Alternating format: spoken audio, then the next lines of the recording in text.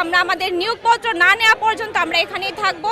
আমরা টানা 26 দিন আসলে আমরা অনেক আশাবাদী ছিলাম যে রায়টা আমাদের পক্ষে আসবে, কারণ এটা তো আইনি প্রক্রিয়ার মাধ্যমে হয়েছে, পুরোটা আমাদের পক্ষে হওয়ারই কথা। কারণ এটা 19 বিধিমালার সার্কুলার ছিল, যৌক্তিক রায় ছিল।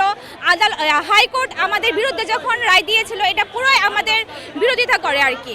আর আজকের যে এই রায় আমাদের পক্ষে আসলো, এই রায় আমাদের সবার আনন্দের উল্লাস সবার মধ্যে ছড়িয়ে দিয়েছে।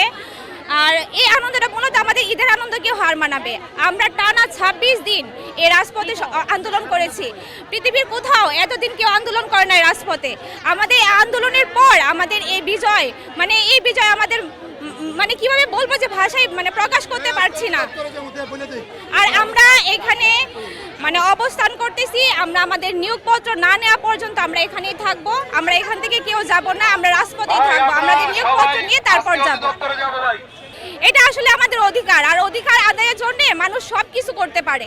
এটা আমাদের ন্যায্য অধিকার ছিল, আর আমরা অধিকার আদায়ের জন্য আমরা সব কিছু করতে পারি।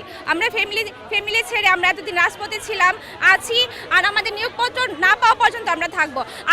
আমাদের পাশে এতদিন কেউ ছিল না, শুধুমাত্র আপনারা সাংবাদিক ভাইয়েরা ছিলেন।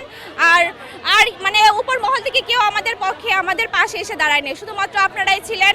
আপনাদের সহযোগিতায় আমরা এই আনন্দের দ্বার প্রান্তে এসে পৌঁছাতে পেরেছি। আমরা সবার প্রতি কৃতজ্ঞ। মিডিয়ার প্রত্যেক ভাইদের প্রতি আমরা কৃতজ্ঞ। এই তো বললাম যে মিডিয়া ভাই প্রত্যেকদের প্রতি আমরা কৃতজ্ঞ, সবাইকে।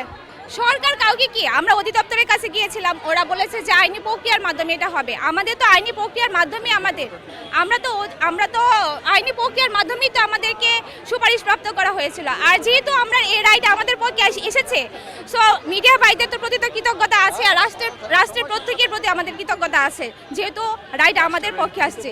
হ্যাঁ, আমাদের অনেক ভাই বোনেরা তো পুলিশের আক্রমণে অনেকে আহত হয়েছে। ছোট বাচ্চারা পর্যন্ত ওই আক্রমণ থেকে রেহাই পায় না। সবাই অনেকে আক্রমণ হয়েছে, অনেকে আহত হয়েছে।